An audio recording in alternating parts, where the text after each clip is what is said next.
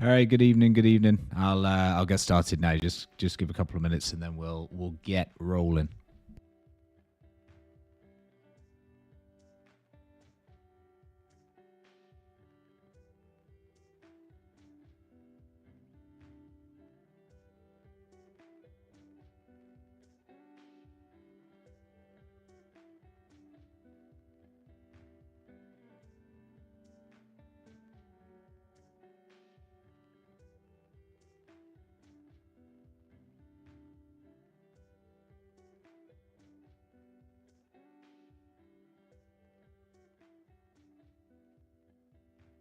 Good evening, good evening.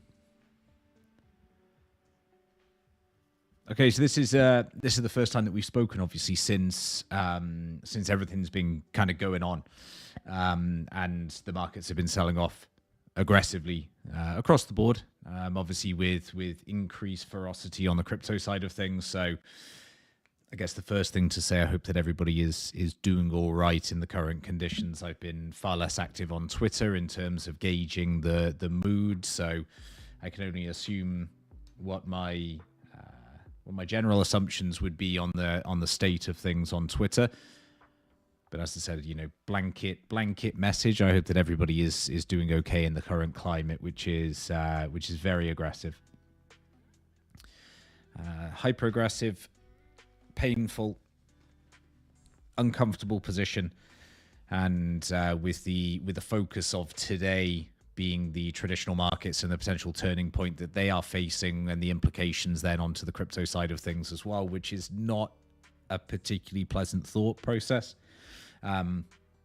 Compounding more misery on the audience, unfortunately, for kind of my analysis on what the indexes will be.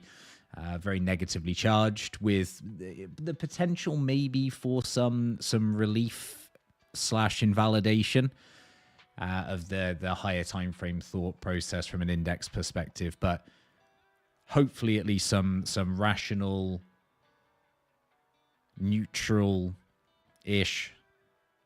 TA to kind of unpick and to kind of get our heads back into the right frame of mind. And obviously, this is the first stream with Ostium, so a big thank you to those guys for sponsoring the series. It's been something I've wanted to do for a long time, discuss the traditional markets. Link is down below if you want to use on-chain to trade some of these traditional markets, and the markets that we'll be covering today, you can do so. Hop into there, deposit some USDC, super easy access to traditional markets. We'll start off with SPX, and we'll start off with really what the core issue with this market is from my perspective, which is the 3-day, the weekly, the higher time frame, and the structure in which we're starting to produce up at these highs, and the reactions that we're now seeing back towards the downside. And then we'll dive into a little bit of the lower time frame as part of that analysis in order to determine, kind of like where we are now. Is this just like a big unwinding activity, or is this something that's still going to be a lot more structured in terms of the action that we're going to see? So we'll start off here on the higher time frames, and really what for me is the crux of the issue, which is this. It's this picture that we see here. And what we have is declining momentum all the way through this region. We're starting to see that the market is slowing down on each high that it is making. And this has been ongoing for a significant length of time. As you can see all the way through here, this has been a market that has been slowing down in terms of that momentum that we're seeing through each high creation. Now, the point of this and kind of how we'll view this is from an RSI perspective, we'd always look at this situation and we would say, well, this particular setup that we're looking at right now in terms of the way that the RSI is lined up, we're seeing these resets in between each of these highs. So we're seeing movement back down towards the 50 level, a bounce into fresh highs, movement to the 50, bounce into fresh highs. And that's a great continuation of the trend process. Despite getting those resets, there isn't a situation in which a fresh high is being created on higher momentum than any prior high. And that typically is a problem. And if you look at the reaction of the highs being made, especially around this last period here, that's usually indicative of this momentum starting to fail, stall, and then hopefully, from my perspective, roll over. And And that's where we are here. Now, the comparisons that I've been making are that this is how BTC ended up topping in 2021. So BTC went through a very similar process where we had this, wonderful, strong, trending market all the way through here. Right, great, strong trend all the way through this region. But essentially, we were doing the same thing. We were pushing into fresh highs, but we were always creating lower highs on a momentum perspective. You can see the same on the Ostium oscillator through this set of triple highs that we get at the end. And then this is our fall down. And at the moment, SPX is basically doing the same thing through here. Okay, this is the comparison piece. We're doing the same thing through here, with the thought process being that this will eventually sell off down this side. Now, that's obviously my personal hope based on this setup. The setup is pretty strong from a higher time frame perspective. There's been kind of a number of situations in which this divergence structure or this loss of momentum structure has been present. It's always resulted in significant sell-offs. There's one situation in 2019 in which it didn't until a little bit later. But typically speaking, this is a pretty strong indicator of weakness in this market, and usually a pretty good sign that we're in for a correction. Now, of course, that kind of has to be tempered a little bit with the fact that when this market does correct, it tends to be the opportunity that you get for a significant length of time in order to be able to actually take an entry in this and just sit and hold on to this market. You can see here, and I'll go through quickly the prior examples that we had through here, and we can just gauge this very quickly with the RSI here and with the AO as well.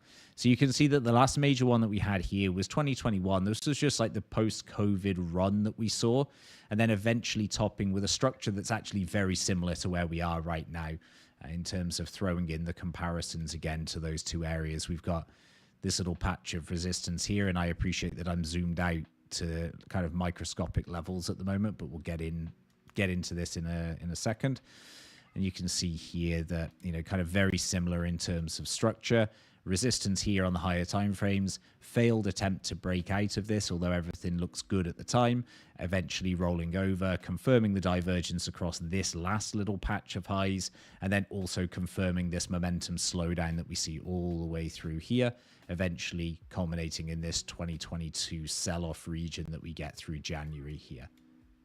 Similar situation here, resistance at 6,100, failure the other day straight through 6,100, even worse, getting the sub 6,000 close. And again, further locking in the chances that this is going to confirm for us increased downside in this market. Really important note, though, during this is that we do get very healthy bounces as part of this. And I still suspect that on the lower time frames here, we'll end up revisiting this zone over here at 60.80 and probably at a minimum sweeping into this region here around 60.50s. I think that we'll end up getting that sort of movement towards these levels when we start to see those recoveries.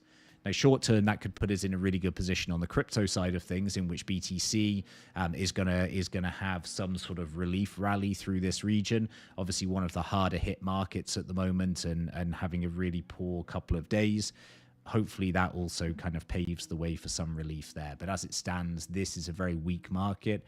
It's on the verge of confirming some very nasty higher time frame momentum slowdown indications. And that would lead us into the thought process that, like I said, this is going to correct a lot lower down. The disappointing thing about this, I think, I guess the disappointing and the enticing thing from this perspective is that this is still like several months away probably from any sort of conclusion. That's the the interesting thing, but also the disappointing thing. Disappointing because of crypto. Obviously, the effect on crypto is that these conditions are probably going to hang around for a lot longer. I think that's probably to be anticipated anyway, and we'll cover off BTC side shortly. But this is enticing because it's still potentially at the start of any major correction. So like we're seeing here, we haven't really seen that significance in terms of sell-off that would lead us to believe this is anywhere near some sort of play-out structure. Right? So at the moment, this is very much just at the starting point of that, which is great from a positioning perspective or an anticipation perspective on the TRADFI side of things. Obviously, crypto's already moved. So we can't really do that look back and say, well, maybe we can dodge a bullet on crypto by getting out earlier. Crypto's already sold off, which in turn leads to a more problematic scenario should this market go ahead and correct 20% from here. You know, if this market moves sub 5,000, that's a big problem on the crypto side. For now, I think 5,500 would be like a lovely target region. I think that would be a significant sell-off. We'd be probably talking about 12% off the high. That may be it, but I think it's a little bit kind of wait and see on that side. And then the other examples that we have are through, I'll take you back to 2015 to start off with, and then we'll do the 2020 invalidation and discuss the potential for optimism in the market. So this is the one here, 2015. This is the one here in 2015, you know, essentially just grinding higher here all the way through, and then eventually big sell-off through here, recovers really, really well, second sell-off, and then fresh trend emerges and everything just goes up only again. But again, very similar structure, AO, lower highs, and actually look how far back this stems from. And this is the problem with these divergences on the indexes.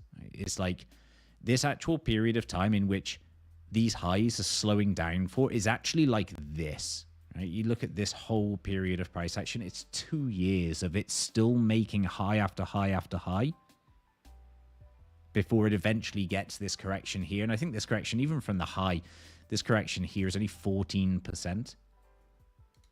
And then it just establishes a new trend. So we're still very much looking for kind of correction in this market, establishing long positions, and then allowing the indexes to do what indexes do. And this is an example of just how long these kind of stallings in momentum and failure to actually push into clean highs can last for. And why typically being bearish on the markets in general is kind of very poor risk reward, essentially. And it's far better to be bullish 90% of the time on most markets than trying to sit there for 2 years shorting this market to failure every single time.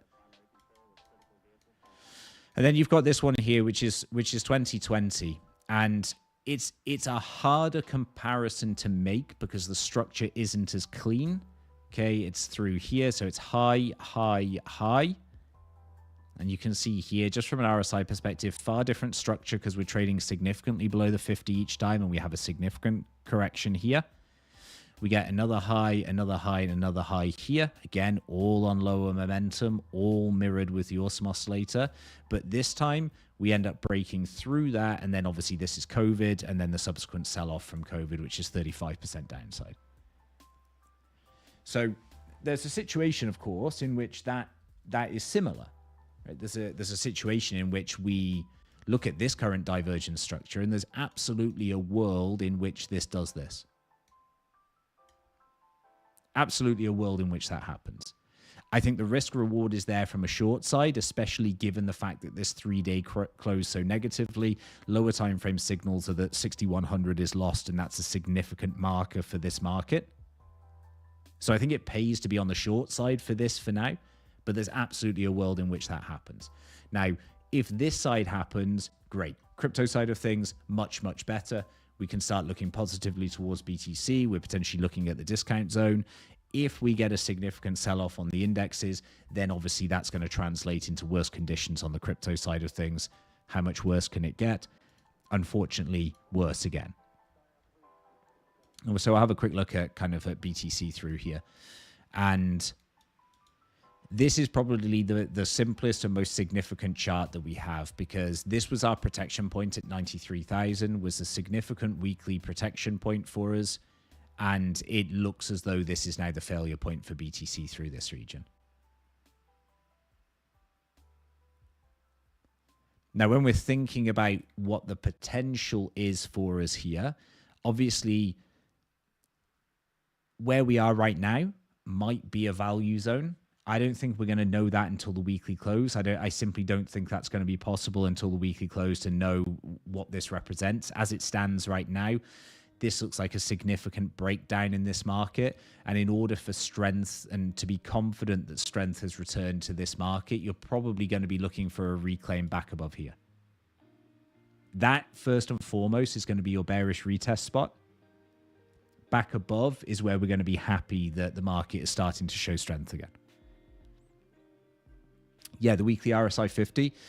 Again, that's one of kind of the bullish optimism points that we would have. This area here did a pretty good job at holding around the 50. We did another good job here back in 23. And this is the area that I think potentially is okay. The 3-day is a concern because the 3-day is breaking down through the 50, fresh crossover on the Ostium oscillator, and now we need to see what momentum that has. So we think about it from this perspective, okay? The bulls have been in control of this market for a significant length of time, and especially since kind of October when we started to break out of this range that we had, or the correction that we were experiencing from the last 8 months. Bulls were firmly in control of this market. The first time that the AO crosses back onto the negative side is basically where the bears have been handed the baton, and they're being told now, this is your turn to see what you can do here. Okay, so now we're going to see basically what the bearish response to this is. And depending on the momentum that we see on the bearish side, we can hopefully then glean something into what the underlying characteristics of this market are. So is it going to be a weak AO cross that's going to come back very quickly to the positive side like this? In which case, great. You know, this is going to recover here, and then we're going to start looking towards higher targets again. Or is this now going to be part of a larger bearish drive in which we see something that maybe retests 93, but then maybe continues the sell-off down into this region here? And obviously, this is the one now that everyone's going to be looking at, is back towards that 70K level. Originally, this area here was the good one, because what it did was it ended up sweeping a lot of this price action that we're seeing up here. Okay, you can see this here. This is the low. And we like this structure. We like this structure in BTC as a market. We like this structure in most trending markets. When you have this strength, when you have this clear breakout, when the market starts to get choppier, let me clear some of this crap off before we do this explanation as well. So you have a very clear breakout in a very clear trending market. There's very little pullbacks. There's very little volatility apart from to the upside. Okay, there's no back and forth chop volatility. And you have a very clear patch of that. Okay, this very clear patch basically takes us from, we can pretty much call it from here to here, okay? That's where it starts. Nice, clean, trending action all the way up. If you want to take this as a smaller area and just say, well, okay, well, this is the cleanest trending action that we can get is through this patch here, 2 weeks of price action that's up only. Great, fine. The characteristics of this market then change, and they start changing up here. And obviously we know that now. At the time, it's very difficult to start to assess this and determine whether or not this is actually, you know, something has changed, or whether or not we're just, you know, finally getting a little bit of a correction before higher. But now we look back at this area and you can clearly see that the character of this market changed. It's obviously a lot more comparable to this area here. And when we get those areas forming, one thing that the market likes to do is it likes to tag the last lows of these regions. And that's what BTC is in the process of doing now. Now, in very bullish situations, the market usually recovers significantly past this low because it's a wonderful stop loss location for all of this price action. It's a wonderful stop loss location for any trailing stops that are moving up here that are in line with any positions that are taken during this green patch. And it's just a really sensible area for the market to go ahead and run. When we say it runs it, that's usually because there's a very positive response on the other side. So there's usually something which actually is buying pressure that moves us significantly back above that low and recovers ideally somewhere within a range. Now, the chances of BTC doing that are probably slim now, especially given that, you know, we're a lot closer to this 3-day close, and then obviously we're going to have the weekly close as well. That is ideally what we'd like to see if we're still looking for kind of the bullish optimism in this particular region of the chart. Aside from that, this is a breakdown of a consolidation region, and unfortunately, as we know, they don't tend to resolve very quickly. This is the first week, the first 3-day close of a significant break of 93,000, and we know that once we start to break ranges, especially ranges that have consolidated for a few months, it's typically not a quick fix. So again, from that situation, we would lead to continuation from this area. Fingers crossed, though, that doesn't happen. We get a nice bullish recovery and everybody's happier again, and we can call the low and we can look forward to 150,000.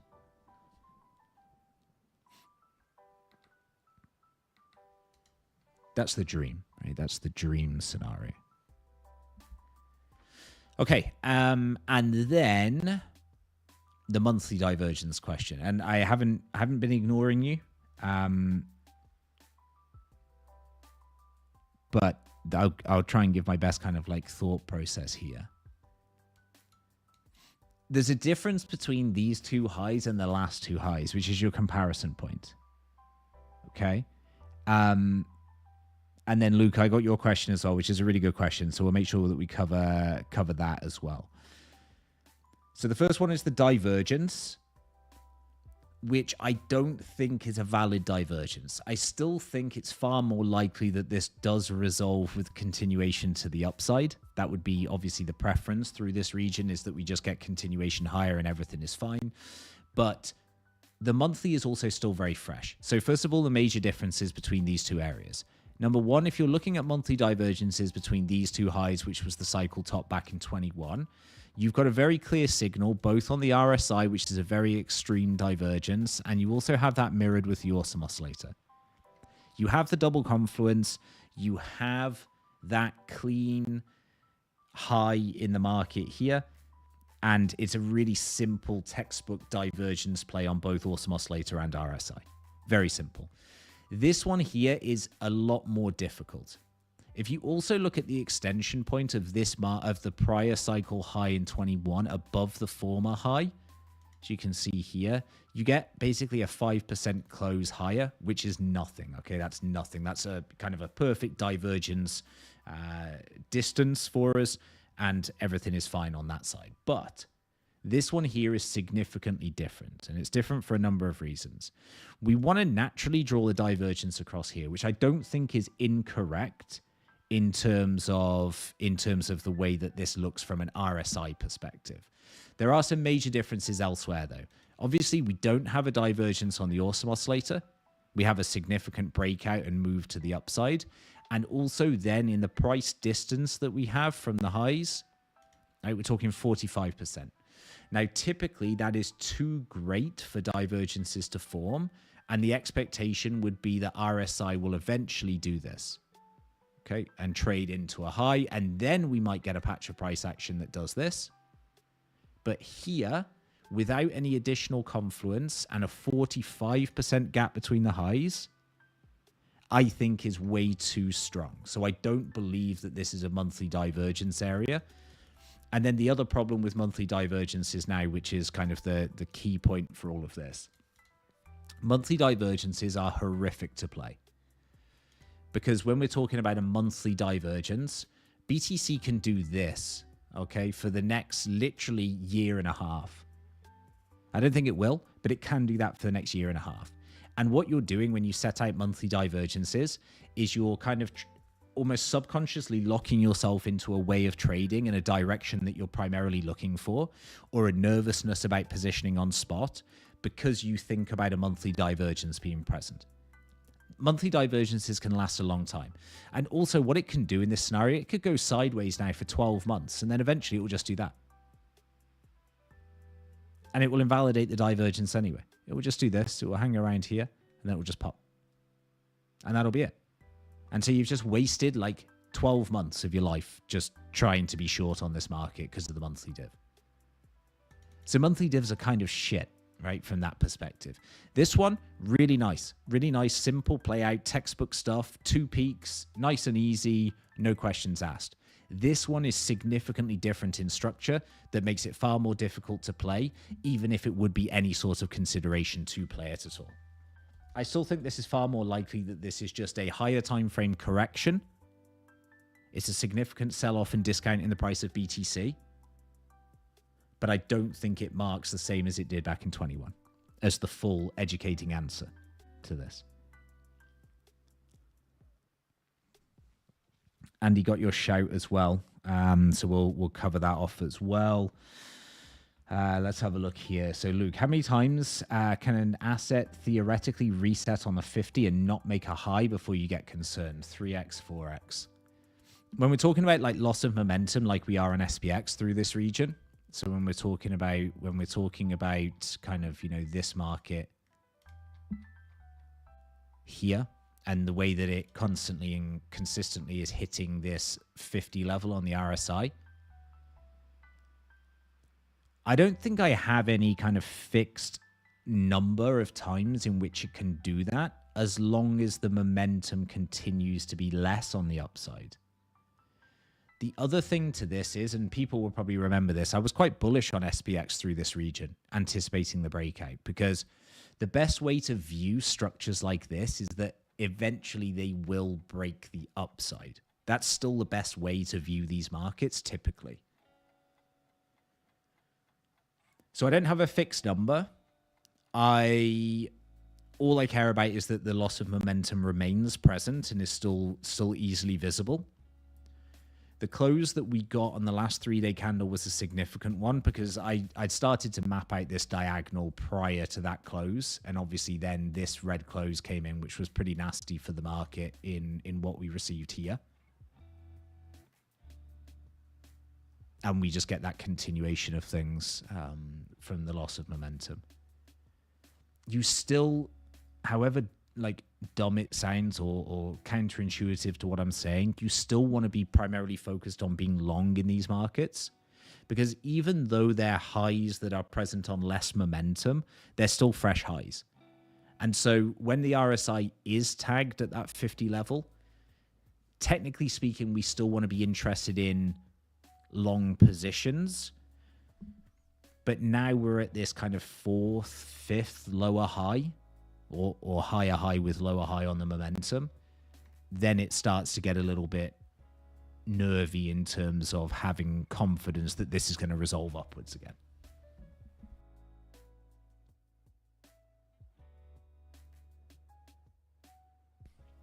All right. What's my guy Andy saying here? What do you think about Altseason here if BTC grows some balls? I mean, difficult. Really difficult, I think. I think it's far more likely that we enter a patch where it's just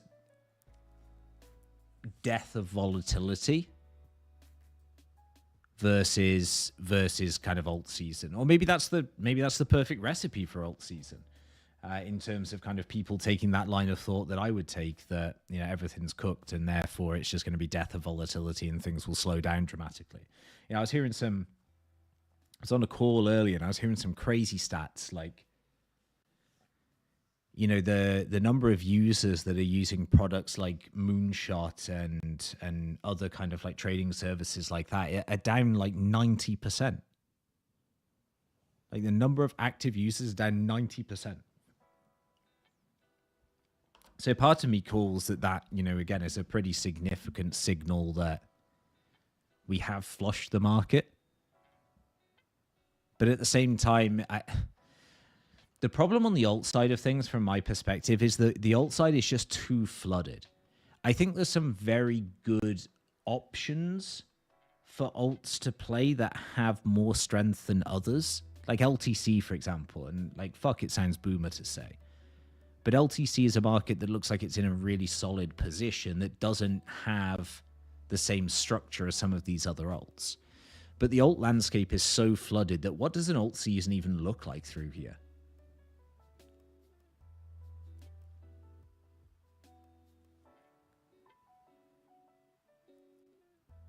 So market selection is probably really important. But, you know, what does an alt season look like in terms of the presence of so many new coins and the presence of so many coins that are now actively traded on centralized exchanges as well? That environment is significantly different for us. And so, I mean, like, what does an alt season look like? Does it even look like it has done in the past? Does the alt season take place on chain? Does it take place on centralized exchanges? Is there an appetite for that right now? We all know that regardless of what's happened in terms of the market crushing people and users leaving various apps, we know that the quickest way to attract those users back is by prices going green again.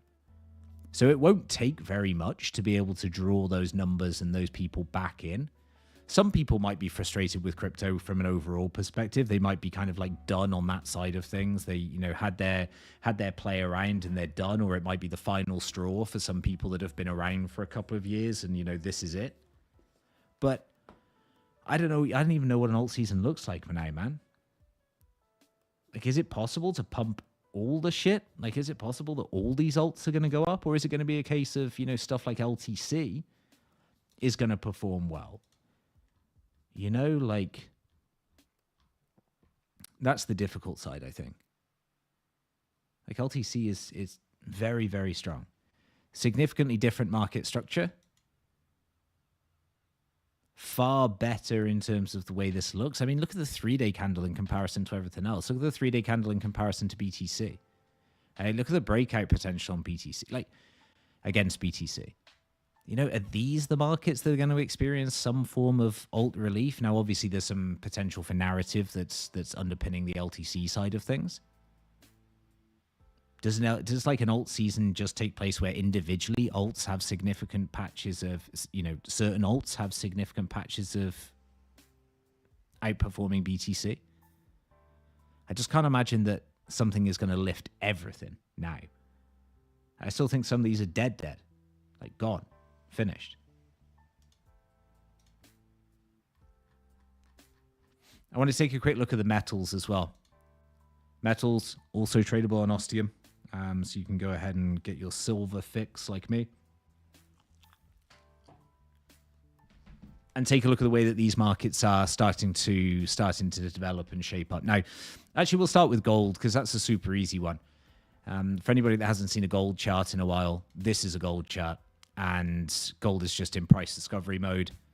It's been cleanly trading for a significant patch of time since February last year, almost 12 months of just up-only price action.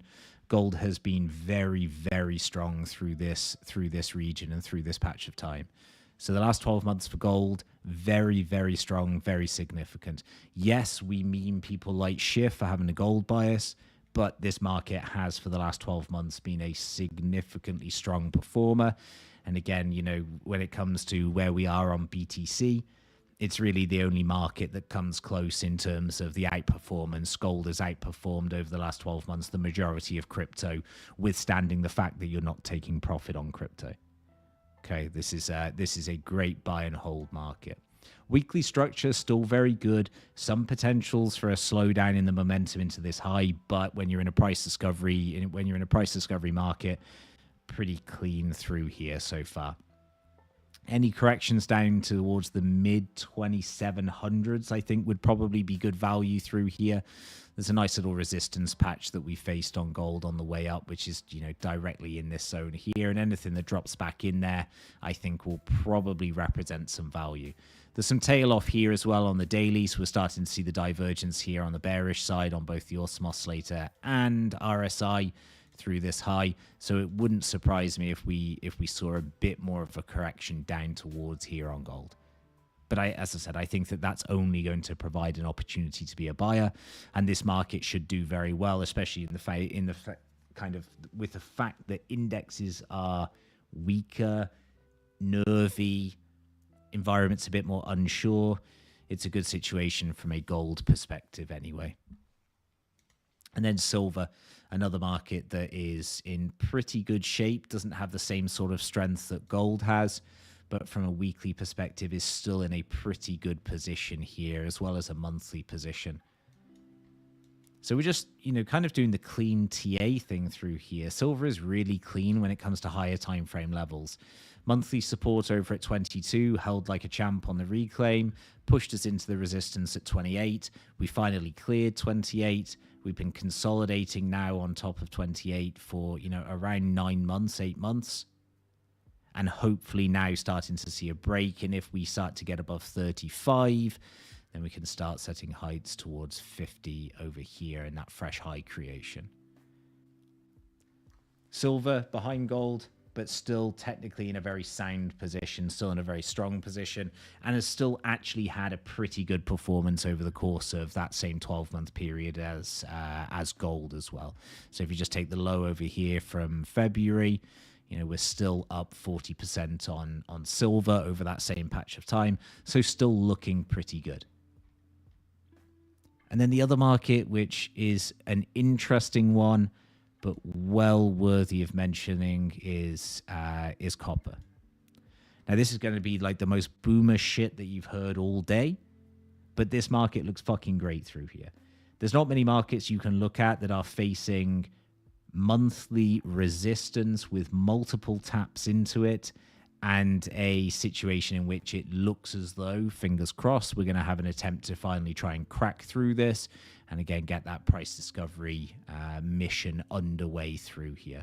So the copper side of things bashing consistently into this 470s. It's been doing so since 2021. We're now consolidating really tightly underneath here.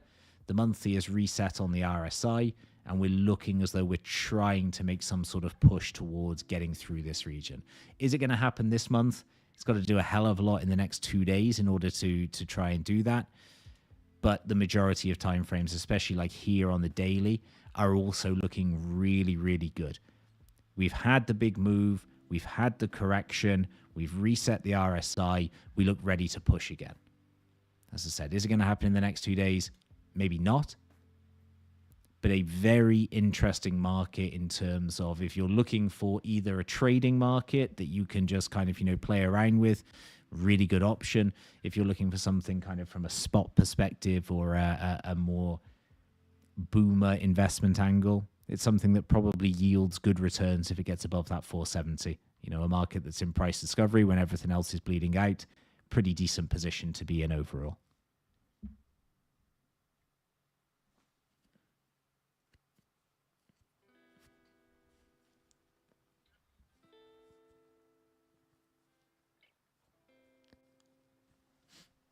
Yeah, you can, Barrett. Yeah, copper is another market on Ostium.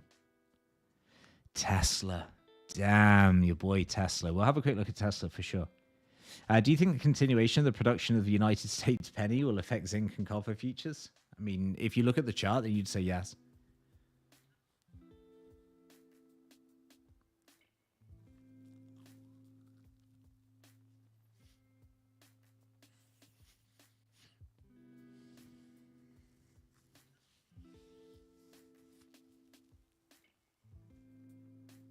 Yeah, and you're right, Andy. Like when you say it would be best if 90% of the altcoins just drop off the face of the earth.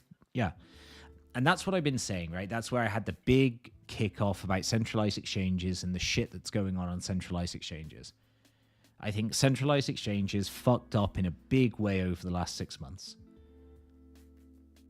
I think that the listing process that they did, the due diligence that was done, and the race that they had to compete against each other to list these shitcoins is also a contributing factor to the spread that we currently have in crypto and kind of the general either lack of interest or overwhelming amount of information that you have to try and take on board to trade these markets now. And I think you're absolutely right. I think I would guess that 90% of the alts listed by centralized exchanges within the last 6 months will be delisted in 2025. 90% minimum will see delisting on centralized exchanges through lack of interest.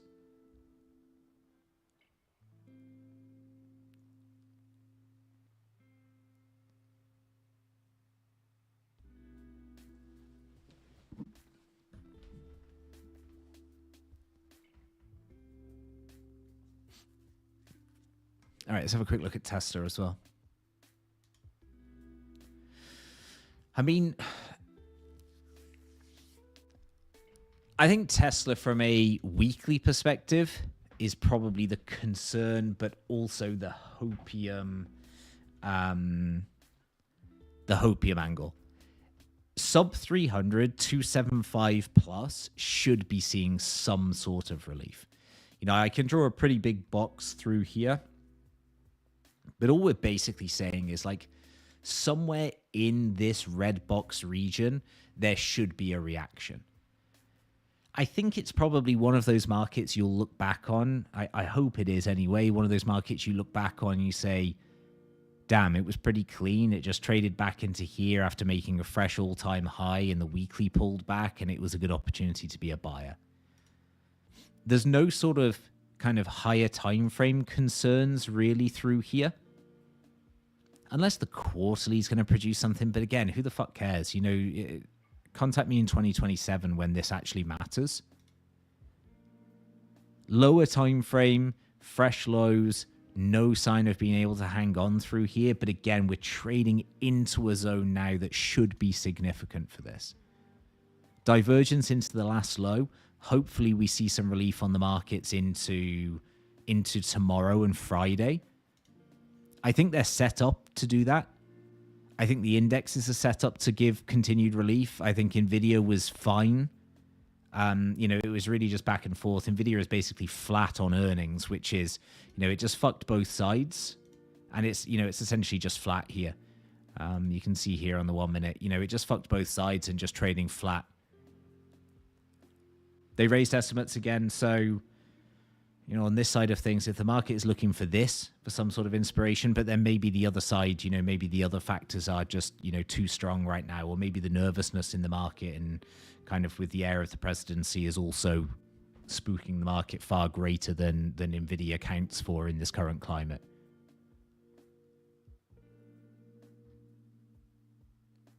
And so Tesla might see some sort of bounce lower time frame into tomorrow with the way the indexes are looking, with the way BTC is looking. They've been pounded for 48 hours, 72 hours. You know, even this can't catch a break.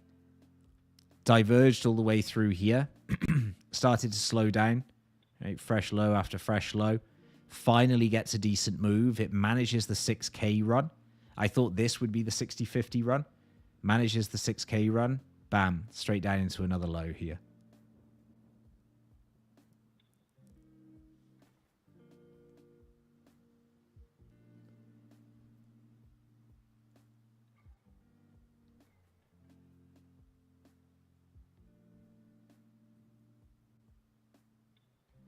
Yeah, you're playing some 4-hour bull divs. I don't know. I think that the better market to be playing is actually to be playing into like LTC.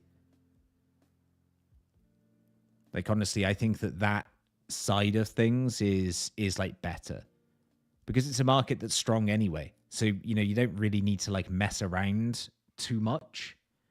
BTC maybe is worth a shout of playing if it can manage to stabilize a 4-hour divergence down here. You know, if it gives this on the AO, but again, I'm probably like 12 hours off knowing if this is going to create that, maybe longer.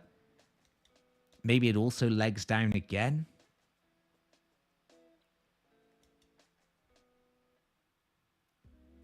Yeah, I mean, certainly the potential here.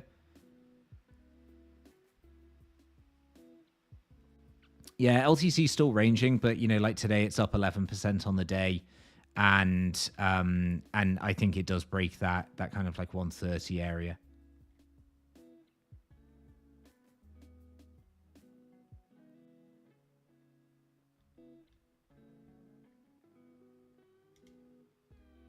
Yeah, this is a better div from like a kind of being clean. Yes. Again, in terms of this environment, where are you looking for as well? You're looking for here. You know, this is where you're looking to push. This is where your targets are. And it makes a lot of sense. If ETH bounces through here and it gives the relief run, I think this is exactly what you'd look for. You'd look for the trade based on the divergence here. You'd look for the run towards 2600 again. It probably pierces into this. And then you short it on the basis that this is going to be the retest back in here. And it's the same really from, you know, the way that SOL played out.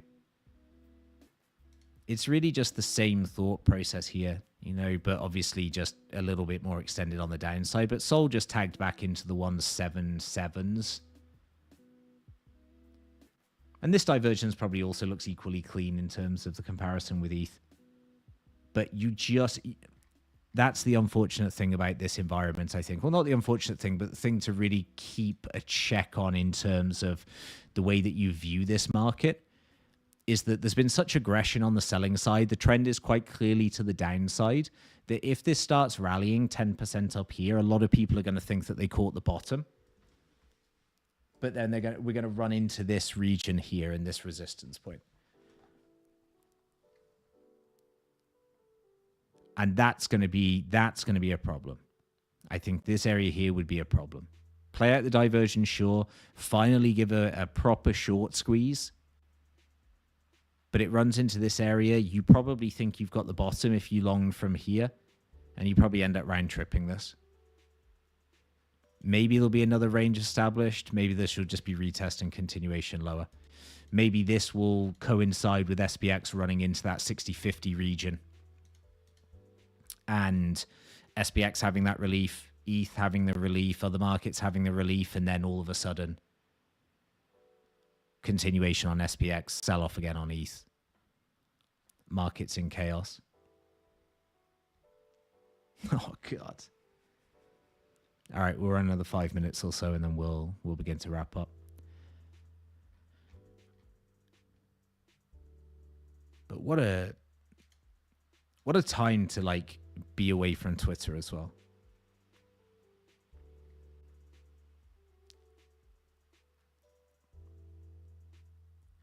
Skyrim music with the open. Yeah, man, maybe we have to shift it to Sundays for market open. Yeah, take care, Barrett. Thank you for being here, dude.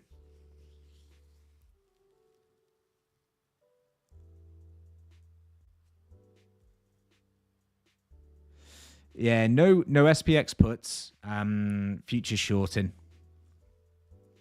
Cleanest way to trade it for me at the moment.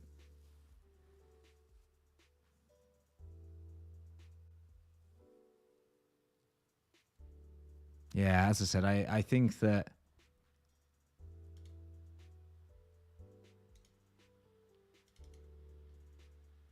just messy post earnings for NVIDIA. Just messy.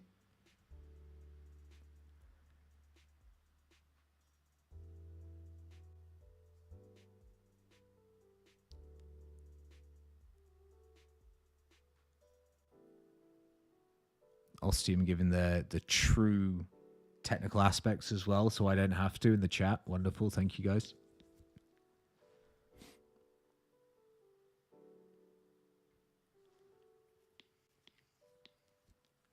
What's with NVIDIA?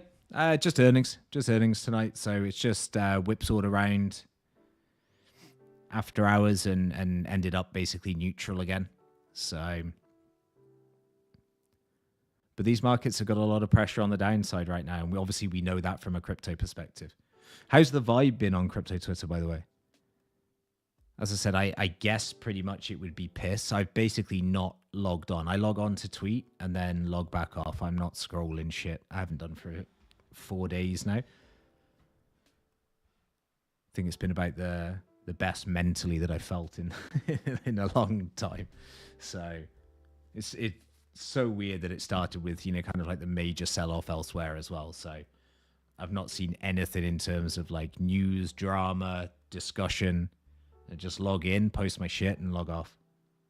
You deleted your Twitter, Andy? Is that fucking bad? Oh, shit. Fair enough, honestly. Like, even from a trade perspective, like Haven guys will know this. From a trade perspective, my success rate is, like, infinitely up as soon as I'm off Twitter. Like, I've been hitting, like, bangers. You know, shorted pretty much the top of SPX. Caught the SOL short. Caught the Apple short. Like, just lots of nice little trades just taking place. Just from, like, I guess it's probably down to focus. It's not being distracted in terms of other viewpoints. I think it's really just focus that's the big impact from my side. And I was saying in my big kind of thread rant that I went on when I was saying I'm kind of logging off for a bit. Not logging off for a bit, that's wrong. I'm minimizing my Twitter usage. That's a better way of phrasing it. Like, I'm not going anywhere. I'm just not using Twitter as much as I was. I was in a fucking hole of just browsing Twitter all fucking day for no reason.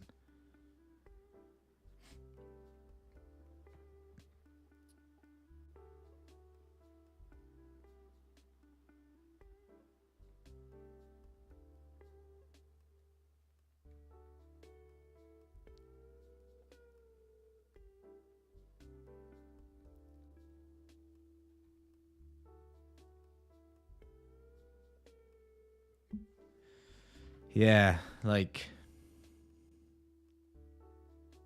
I was just browsing nonstop, just browsing, just not doing anything, just so absorbed with just shit that was going on.